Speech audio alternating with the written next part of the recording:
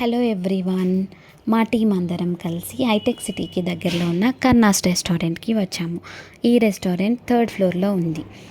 ఈ రెస్టారెంట్ మొత్తం ఇండోర్ ప్లాంట్స్తో చాలా బ్యూటిఫుల్గా ఉంటుంది. మా టీంలో ఏ స్పెషల్ ఒకేషన్ అయినా మేము టీమ్ లంచ్కి వెళ్తూ ఉంటాము. ఈ రెస్టారెంట్కి రావడానికి మెయిన్ రీజన్ మా కొలీగ్ వాళ్ళ రిలేటివ్ రెస్టారెంట్. ఇక్కడ ఫుడ్ అయితే చాలా బాగుంటుంది.